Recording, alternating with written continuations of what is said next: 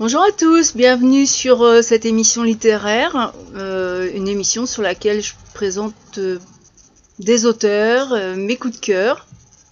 Et aujourd'hui, c'est à la fois un roman qui m'a beaucoup plu, un auteur devenu quasiment incontournable pour moi, et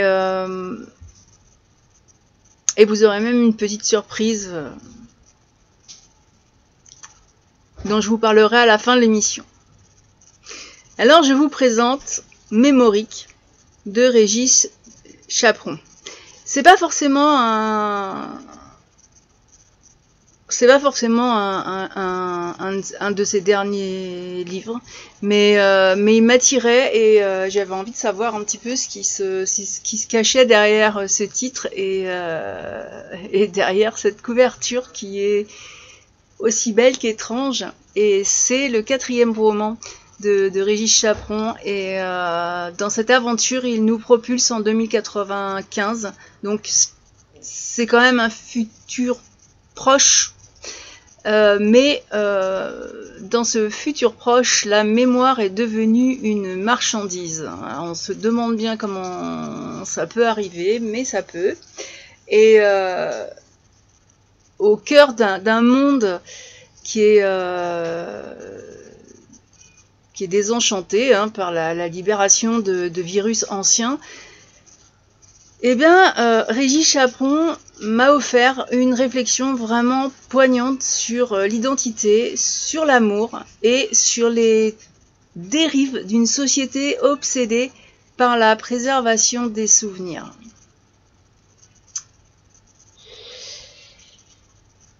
La trame narrative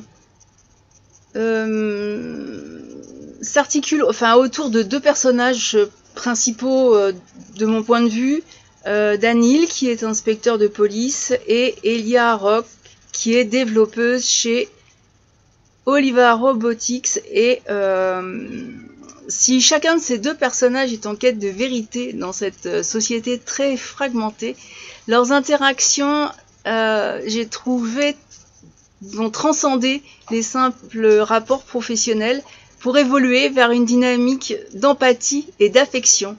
Et c'est un tandem vraiment atypique qui est confronté à la souffrance des errants. Vous découvrirez ce que sont ces errants. Et ce duo trouve aussi une résonance émotionnelle singulière qui m'a en tout cas touché en plein cœur. Alors j'avais beaucoup de questions là-dessus à poser à Monsieur Chaperon. Il a eu l'extrême gentillesse d'y répondre. Vous aurez donc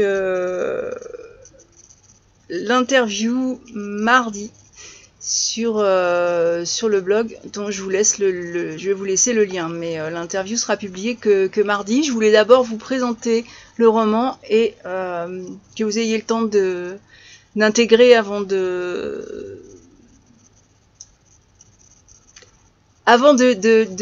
lire tout ce que l'auteur peut vous dévoiler, parce qu'en fin de compte, c'est vrai que entre ce que je vais vous raconter là et ce qui est dévoilé par l'auteur, vous allez voir qu'il y a quand même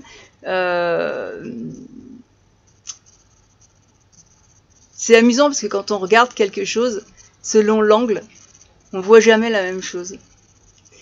Et dans ce cas-là, j'ai trouvé que Régis Chaperon démontrait avec une habileté vraiment remarquable comment l'amour peut s'épanouir en dépit des incertitudes. Et il y a Elia, donc, dans sa quête pour sauver Jonas River, qui est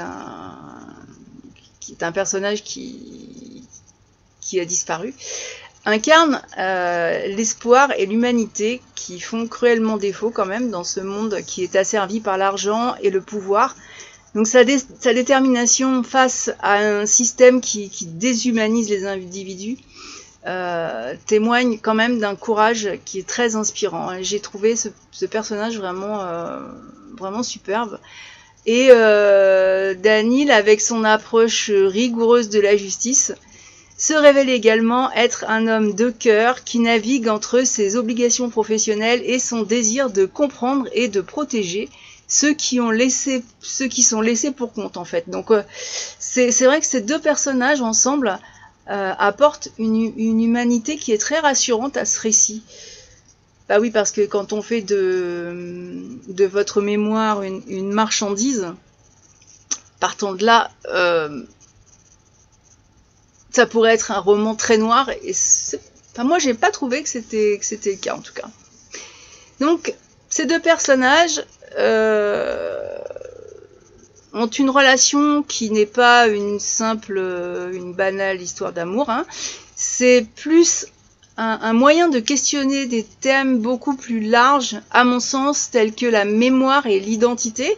On parle beaucoup des données personnelles de partout.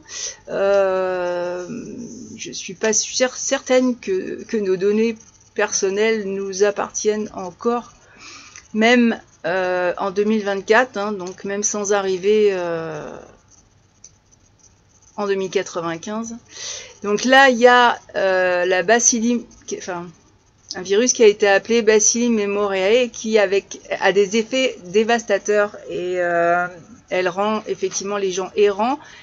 Ça représente la peur de perdre son essence même. Et Régis Chaperon souligne à quel point nos souvenirs façonnent qui nous sommes.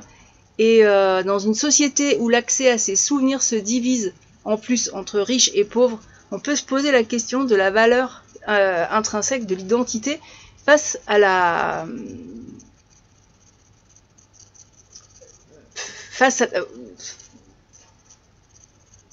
marchandisation du souvenir.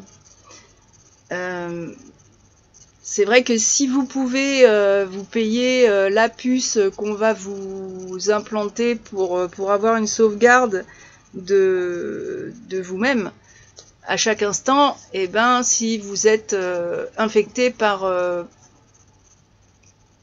cette bactérie, on va pouvoir vous soigner et vous rendre votre mémoire.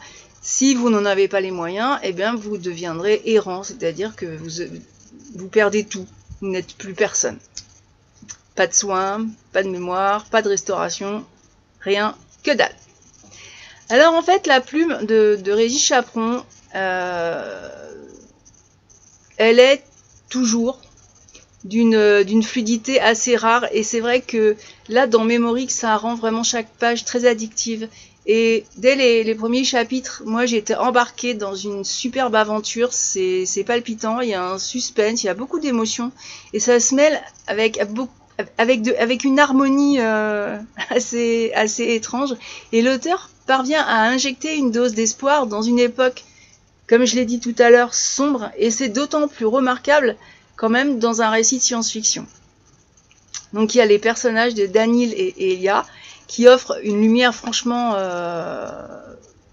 éclatante dans un monde dystopique, et leur quête commune se transforme rapidement en une exploration des enjeux éthiques liés à la technologie et à la mémoire, à l'identité.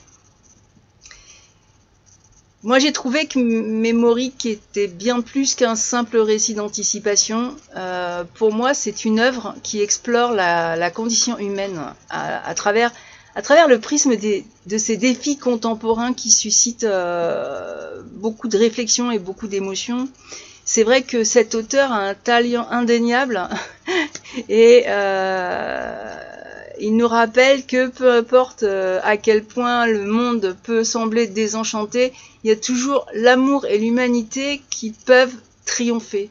Dans ces romans, c'est quelque chose que j'arrive à retrouver. Alors, bon, peut-être pas dans tous, mais je les ai pas tous lus d'ailleurs, parce que c'est un auteur qui écrit plus vite que je ne lis. Enfin, disons que je ne lis pas que cet auteur, donc effectivement. Alors j'ai ces derniers romans dans ma palle, et dans l'interview, il me parle d'un roman aussi qui semble avoir beaucoup d'importance, que je n'ai pas lu, et donc sur lequel je reviendrai aussi. Il est en français, et le format broché fait 361 pages. Mais enfin, ça se lit. Une fois que vous êtes dedans, vous avez l'impression de ne pas avoir lu tant de pages que ça. Moi, j'ai voulu faire une petite analyse des thèmes de mémoire et d'identité, et avant de rédiger mes questions d'interview, j'ai voulu d'abord faire ma chronique, donc donner mon avis personnel pour pas être influencé par les réponses de l'auteur. Bien m'en a pris d'ailleurs, parce que il y a effectivement quelques petites choses qui m'amusent, même si ce n'est pas drôle en soi, mais en tout cas, dans Mémorique, Régis Chaperon nous confronte à des thèmes qui sont profonds, un thème interconnecté, principalement ceux de la mémoire et de l'identité. Donc à l'ère où les souvenirs peuvent être sauvegardés, manipulés ou même effacés, la question de ce qui constitue notre identité se révèle quand même d'une actualité assez désarmante. À travers les intrigues, les trajectoires des personnages, l'auteur a exploré comment ces deux concepts interagissent et se redéfinissent dans un monde en proie au désespoir et à la frustration. C'est vrai que en tout début de roman,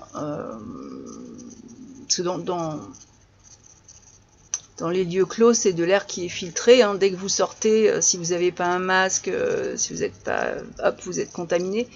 Donc il y a quand même une peur qui est là, et on le ressent vraiment dans les toutes premières lignes. Alors j'y ai trouvé la mémoire comme fondement de l'identité. Dans la réalité qui est décrite par Régis Chaperon, la mémoire, c'est pas vraiment seulement une collection de souvenirs. C'est-à-dire que c'est pas l'album photo de nos grands-mères. C'est la trame qui nous lie aussi à notre passé, mais à notre essence même.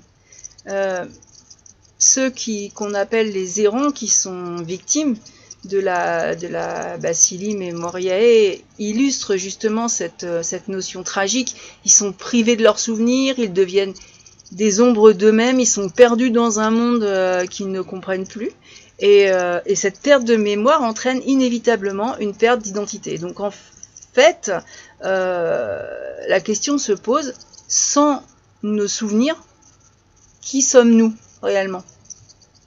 Et cette question, pour moi, elle est cruciale, et elle résonne tout au long du récit. Et l'auteur a ajouté dans l'interview la notion de l'âme. Alors moi, j'en ai pas parlé, mais c'est vrai que si on a la capacité de nous voler nos souvenirs, et éventuellement de nous refiler ceux d'un autre,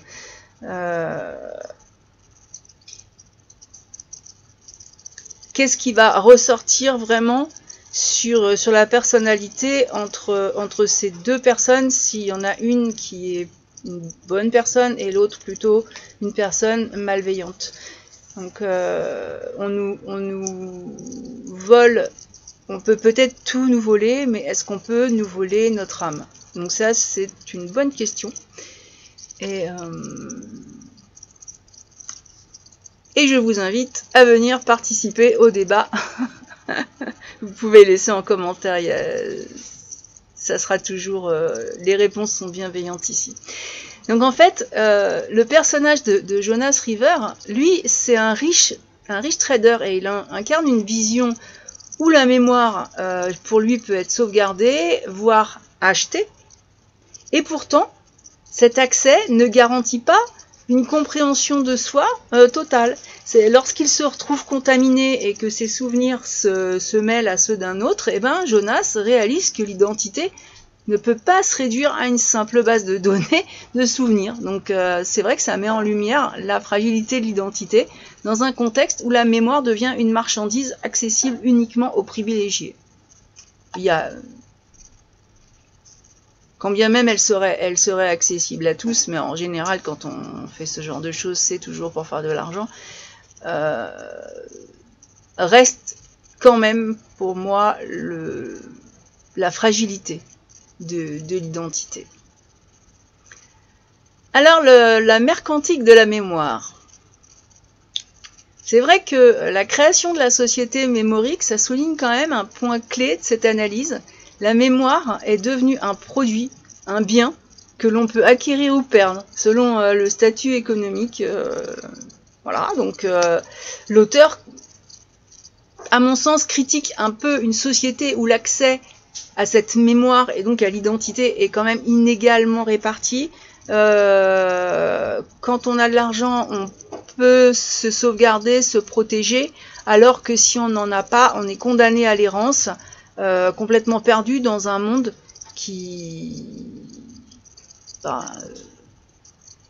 quand on est vide, c'est un monde qui ne nous représente plus. Et ça m'a d'ailleurs fait un petit peu penser à ce que peuvent devenir ceux qui sont atteints de la maladie d'Alzheimer. Alors ça n'a rien à voir, hein, mais je me suis posé cette question. Je ne sais pas ce que vous en pensez. Alors, quand on marchande la mémoire, ça pose aussi de nombreuses questions éthiques quand même, parce que quelle est la valeur d'un souvenir? Et est-ce qu'on peut vraiment posséder ces souvenirs? Moi, j'ai trouvé que ces interrogations m'ont rendu tout à fait consciente des implications d'une société qui privilégie l'accumulation de souvenirs au détriment de l'authenticité des expériences humaines. Et dans cette lutte entre mémoire individuelle et mémoire collective, je trouve que l'auteur a bien souligné l'importance de préserver l'humanité face à des systèmes qui sont déshumanisants. Et d'ailleurs, il y a une de ces réponses qui m'a fait beaucoup rire parce que ça correspond tout à fait à ce que je viens de dire, alors que c'est dit beaucoup plus cash et en d'autres termes. Je vous laisse découvrir ça par vous-même. Mais en fait, je suis tout à fait d'accord avec son analyse, quoi. Alors bien sûr, rien n'est tout bon ou tout mauvais. La technologie peut nous apporter quelque chose. Elle peut aussi nous embarquer dans bien des travers, mais en tout cas, là, on retrouve l'amour comme rempart à l'oubli. Enfin, moi, en tout cas, je le vois comme ça, et surtout à travers la relation entre Daniel et Elia, l'amour agit comme un espèce de mouvement régénérateur dans ce monde-là, tout brisé. Et cette connexion humaine m'a rappelé que malgré le chaos, il existe quand même encore des liens qui transcendent les inconvénients technologiques de la gestion de la mémoire. Donc,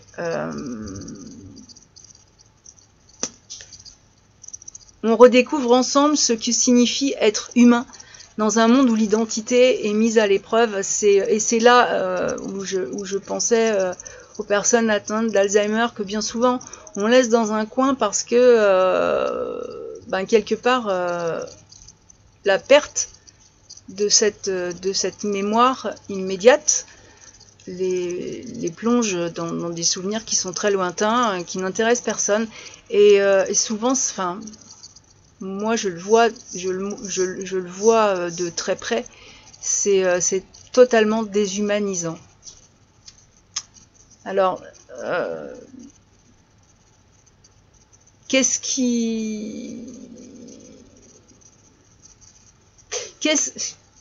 qu'on pourrait faire comme choix si, parce que finalement, bon, c'est pas, on n'est pas atteint d'une maladie, mais elle existe quelque part, cette maladie, et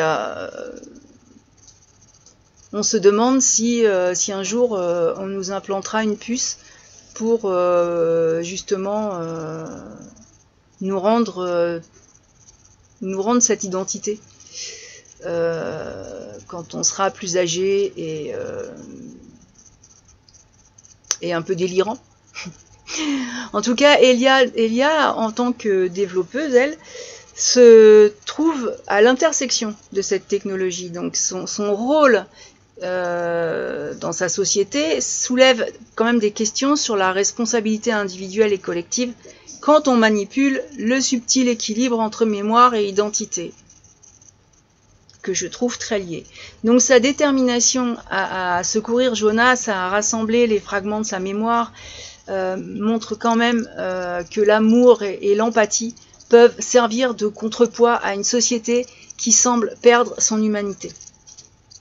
Et effectivement,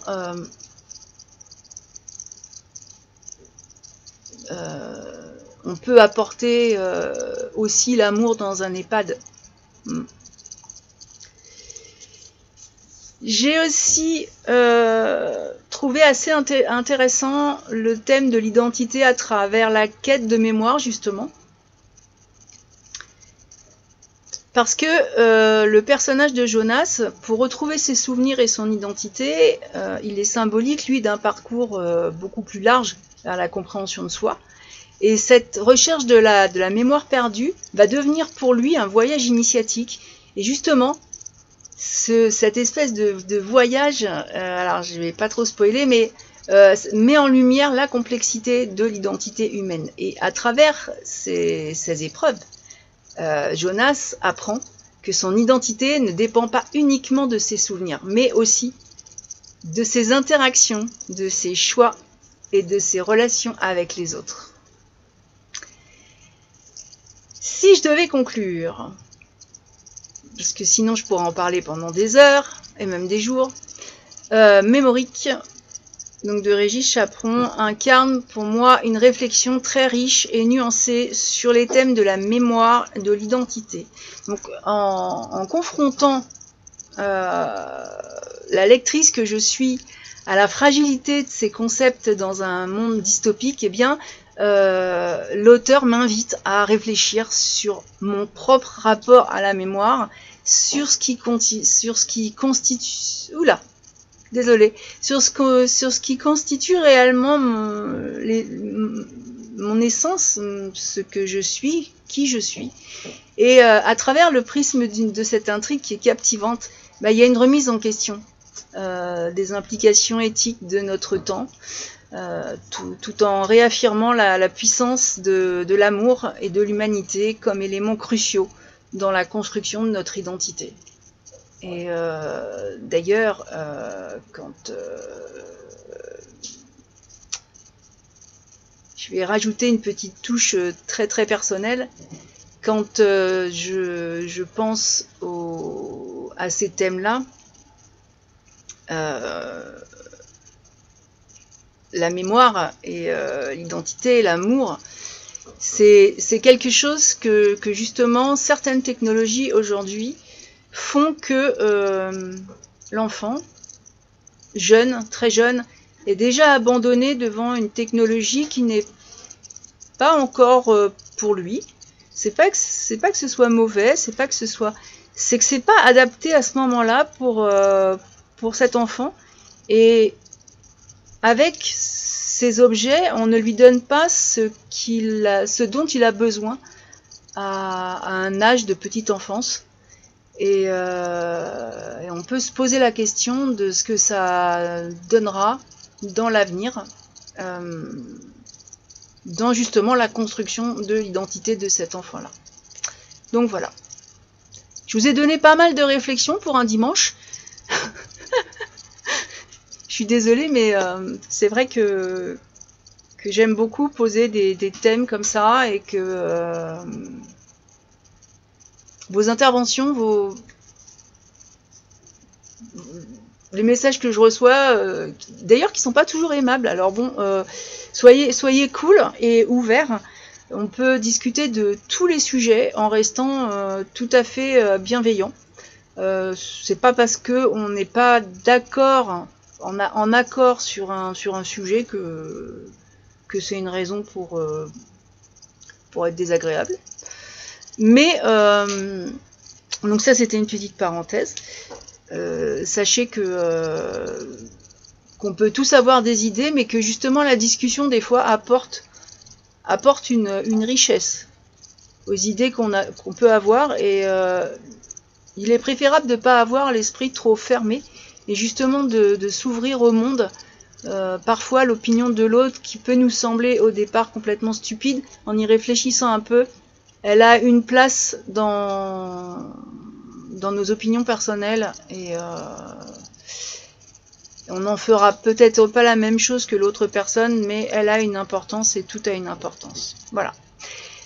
Alors, vous retrouverez la chronique rédigée dès demain sur le blog, et dès mardi, vous allez découvrir une interview de Régis Chaperon, et je suis sûre que vous allez être très, très, très surpris. Moi, je l'ai pas été tant que ça, mais en tout cas, ça m'a beaucoup plu, et je tiens à remercier l'auteur pour le temps qu'il m'accorde, et pour sa confiance renouvelée pour présenter ses romans, et prendre le temps aussi de lui me faire toujours un retour de ce que j'en ai fait, de ce que j'en ai dit. C'est très agréable, et c'est un échange qui est très intéressant. Sur ce, je vais vous souhaiter un très bon dimanche, une très bonne semaine, et moi je vous dis à la prochaine!